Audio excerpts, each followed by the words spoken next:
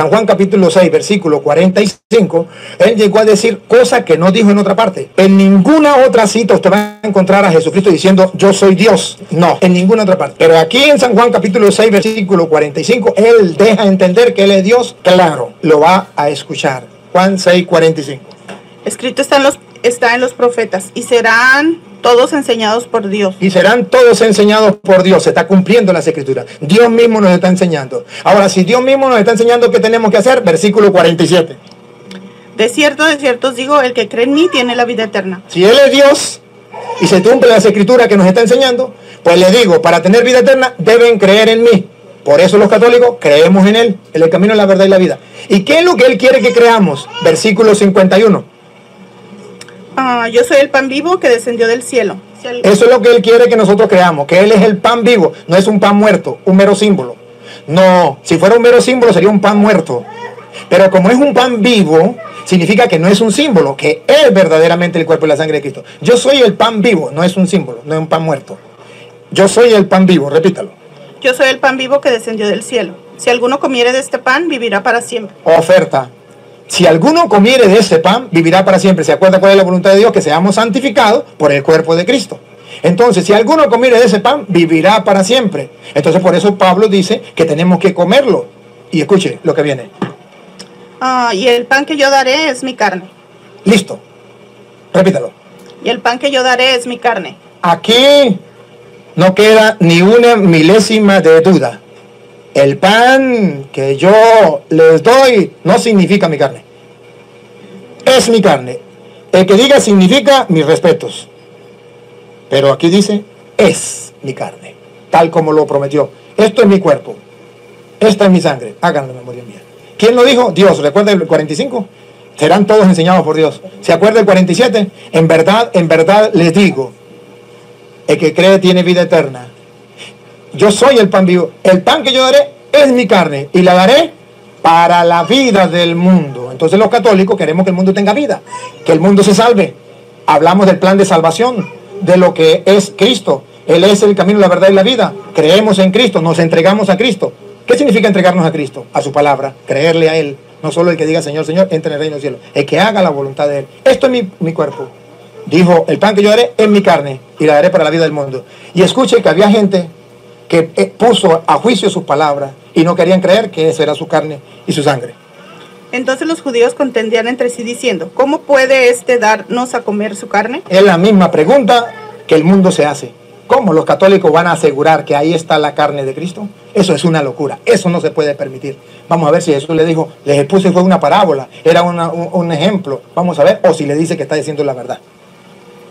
Jesús les dijo, de cierto os digo. De cierto, no hay duda, no hay una chispa de duda. Él es el camino, la verdad y la vida. De cierto digo. Si lo quieren creer bien y si no lo quieren creer, problema de ustedes. De cierto digo que si no coméis la carne del Hijo del Hombre y bebéis su sangre, no tenéis vida en vosotros. Si ustedes no quieren comerla, eso es problema de ustedes. Pero les aseguro que no tendrán vida en ustedes. Estamos hablando de la vida eterna. Por eso nosotros los católicos comemos la Eucaristía y creemos que es el cuerpo de Cristo, porque Él dijo que el que no lo coma no tendrá vida eterna. Pero ahora va a decir el que lo coma. No tenéis vida en vosotros. El que come mi carne y bebe mi sangre tiene vida eterna y yo le resucitaré en el día postrero.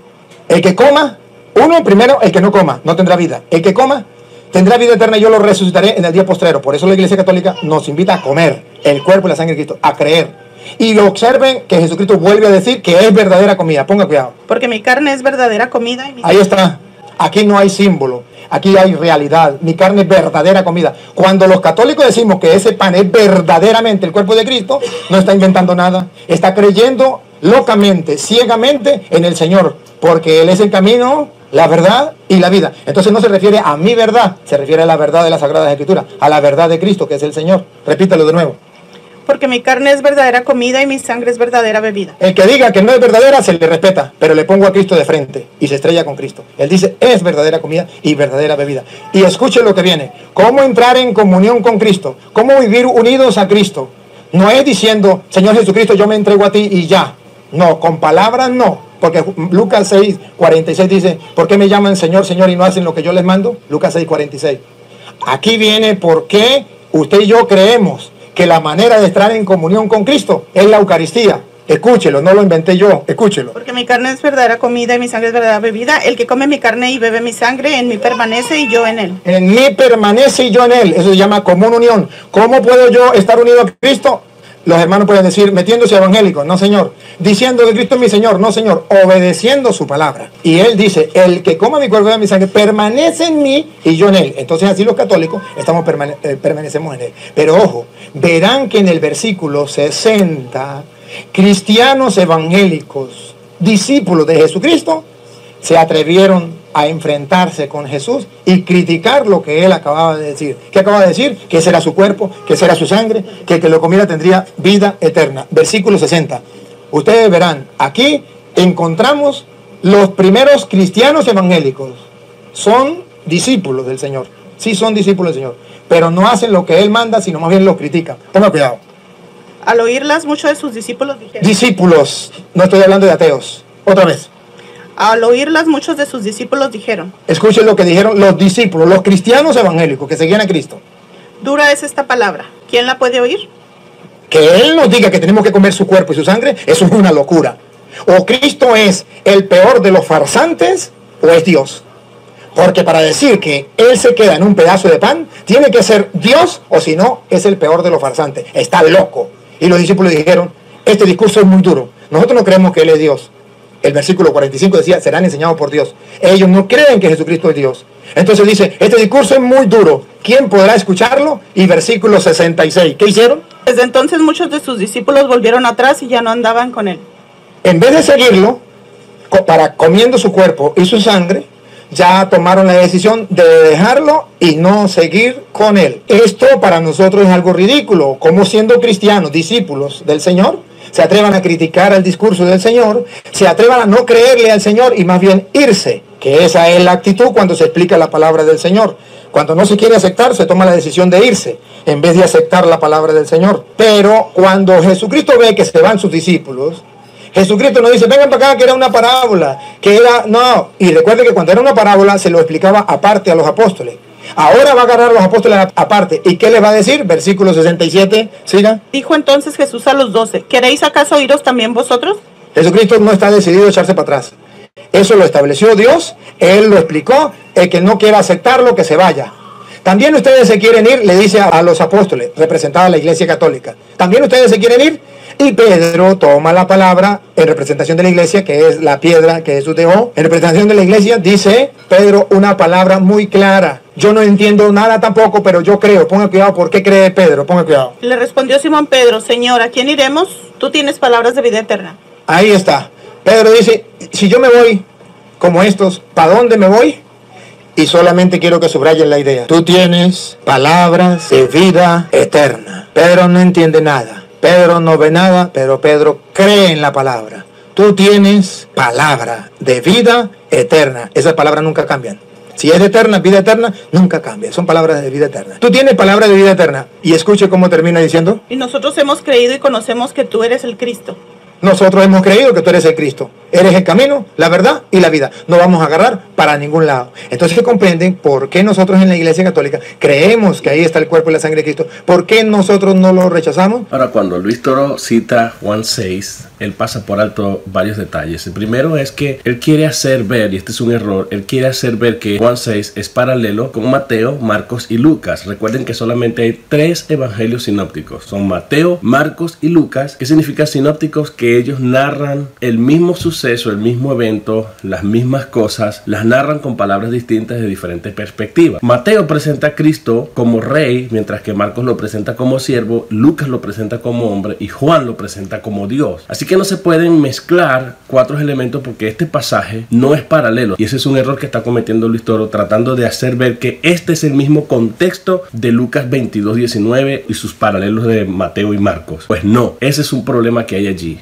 Y lo vamos a demostrar. ¿Cuál es el problema verdaderamente? Que esto ocurrió muy temprano, mucho antes que cuando Cristo inauguró la Eucaristía, mucho antes. Todavía no había hablado de esto Jesús. Esto aconteció al principio del ministerio de Cristo, cuando Cristo estaba predicando por diferentes regiones, había pasado a Capernaum, por acá y por allá. Entonces la multitud seguía a Cristo. En cambio, la escena de la Cena del Señor fue al final de su ministerio, justo antes de la Pascua, en el mismo tiempo de la Pascua cuando Cristo murió. No fue exactamente el mismo pasaje. Y ahí es donde ustedes pueden ver el anacronismo de esta interpretación de Luis Toro. Vamos a ver el contexto de Juan 6 para que ustedes puedan darse cuenta de qué es que estoy hablando y por qué esto no es paralelo con Mateo, Marcos y Lucas capítulo 22, 19. Sencillo. Vean ustedes que el contexto que Luis Toro no va a leer ni ningún católico le va a leer es que Juan 6 está hablando de aquel gran milagro que Cristo hizo cuando multiplicó los panes y los peces. Luego Jesús tiene que irse y atraviesa el mar y se va al otro lado y la multitud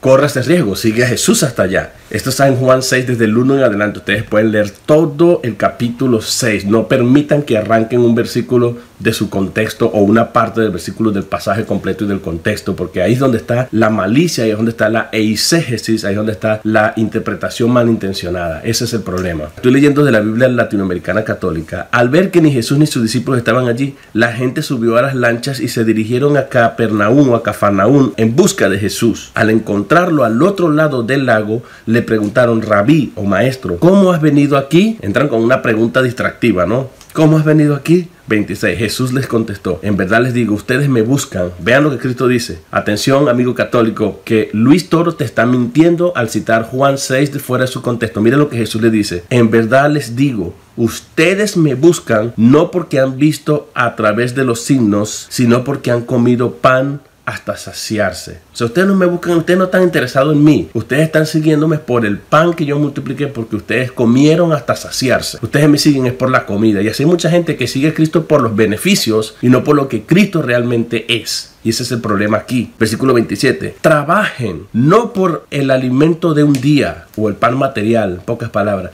sino por el alimento que permanece y da vida eterna. Aquí Jesús está diciendo, ustedes tienen que preocuparse es por la comida permanente y da vida eterna. ¿Qué comida es esa? La comida espiritual. Esto sí puede ser paralelo con lo que Cristo dijo, cuando dijo, no solo de pan vive el hombre, sino de toda palabra que sale de la boca de Dios. Porque es lo mismo que está diciendo aquí. Trabajen no por la comida material, por la comida que dura un día. Trabajen por la comida que no perece. ¿Qué comida es esa? La comida espiritual. Dice la comida que no perece. Esto se lo dará el Hijo del Hombre. Él ha sido marcado con el sello del Padre. Para ese propósito, darles el alimento espiritual. Noten ustedes que aquí Jesús dice que el alimento que Él les va a dar es espiritual, sentido espiritual. No está hablando de algo literal. Vean ustedes lo que va a decir Jesús. Entonces le preguntaron, ¿qué tenemos que hacer para trabajar en las obras de Dios? Versículo 29, Jesús respondió, la obra de Dios es esta, creer. Este es el alimento espiritual. Creer en aquel que Dios ha enviado. Punto. Jesús aclara que ese es el alimento espiritual. Creer en aquel que Dios ha enviado. Versículo 30. Le dijeron, ¿qué puedes hacer?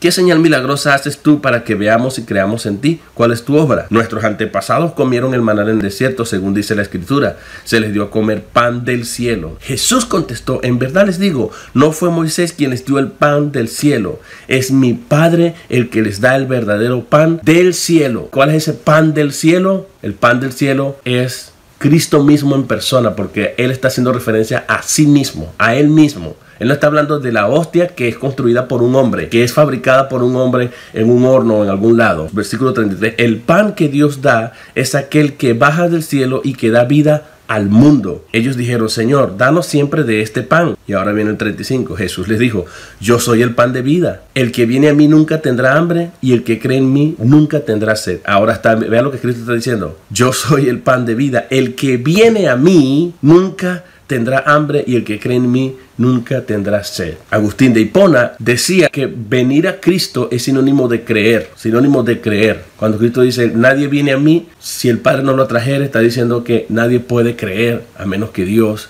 opere algo en la vida de esa persona, en el corazón de esa persona. Y eso es básicamente lo que Cristo está diciendo aquí. Y recuerdan lo que pasó con la mujer samaritana en capítulos anteriores, que la mujer dijo, Señor, dame de esa agua. Estaba entendiéndolo literal y Jesús estaba hablando en sentido espiritual. La misma pregunta hacen esto, pero con el pan. Danos de ese pan, danos siempre de ese pan, danos siempre de esa agua, dice la mujer. ¿Ven? El mismo propósito, sentido espiritual. Jesús le dice, yo soy el pan de vida. Yo soy el pan de vida, el que viene a mí nunca tendrá hambre y el que cree en mí nunca tendrá sed. Ahora, si esto es literal, todo lo que Juan Torres está diciendo que es literal, esto debería ser literal también, porque aquí está hablando del hambre. ¿El hambre es literal o es espiritual? ¿La sed de la que se habla aquí es espiritual o es literal? Obviamente que esto es simbólico, obviamente que esto es alegórico, obviamente que esto es en sentido espiritual, esto no es en sentido literal. Ese es el contexto, vamos a ver lo que sigue diciendo. Sin embargo, como ya les dije, versículo 36, ustedes se niegan a creer aún después de haber visto. Todo lo que el Padre me ha dado vendrá a mí, es decir, creerá en mí, y yo no rechazaré al que venga a mí. Versículo 38, porque yo he bajado del cielo. Vea que Cristo está hablando de él. Yo he bajado del cielo, yo soy el pan que ha bajado del cielo, porque yo he bajado del cielo no para hacer mi voluntad, sino la voluntad del que me ha enviado. Y la voluntad del que me ha enviado es que yo no pierda nada de lo que él me ha dado, sino que lo resuciten en el último día. Si esta es la decisión de mi Padre, toda persona que al contemplar al Hijo cree en él tendrá vida eterna. Ven que al contemplar al Hijo cree en él, tiene vida eterna. No es por la hostia consagrada, es el que ve a Cristo y cree en él, tiene vida eterna. Y yo lo resucitaré en el último día, o yo lo resucitaré en el día postrero. Los judíos murmuraban porque Jesús había dicho: yo soy el pan que ha bajado del cielo, y decían: conocemos a su padre y a su madre. No es cierto, él no es sino Jesús, el hijo de José. ¿Cómo puede decir que ha bajado del cielo? Ellos no entendían el sentido espiritual de lo que Cristo está hablando. Jesús le contestó: no murmuren entre ustedes. Nadie puede venir a mí si no lo atrae el Padre que me envió, y yo le resucitaré en el último día. Está escrito en los profetas: serán todos enseñados por Dios, y así como viene a mí toda persona que ha escuchado al Padre y ha recibido sus enseñanzas. Pues por supuesto que nadie ha visto al Padre, solo aquel que ha venido de Dios ha visto al Padre. En verdad les digo, el que cree tiene vida eterna. Aquí ven ustedes cuántas veces se repite la palabra el que cree, el que viene a mí, el que cree en mí, que son sinónimos en contexto. Aquí tienen el pan que baja del cielo para que lo coman y ya no mueran, dice Jesús. Yo soy el pan vivo. Yo, no el pan, no la hostia. Dice: yo soy el pan vivo que ha bajado del cielo. El que come de este pan vivirá para siempre. El pan que yo daré es mi carne y lo daré para vida del mundo. Está hablando de la muerte en la cruz del Calvario, cuando Cristo iba a entregar su cuerpo, su vida. Los judíos discutían entre sí: ¿cómo puede darnos a comer su carne? Jesús les dijo: en verdad les digo que si no comen la carne del Hijo del Hombre y no beben su sangre, no tienen vida en ustedes. ¿Cómo se come la sangre de Cristo? Bueno, la pregunta ya: danos de ese pan. Bueno, crean en mí, vengan a mí, contemplen al Hijo y crean en mí. Este es el contexto. Eso es lo que es comer su cuerpo y beber su sangre en este contexto. Comer su carne y beber su sangre en el contexto. Crean en el sacrificio de Cristo en la cruz para redención del mundo. Versículo 54. El que come mi carne y bebe mi sangre vive de vida eterna, y yo lo resucitaré en el último día. Mi carne es verdadera comida y mi sangre es verdadera bebida.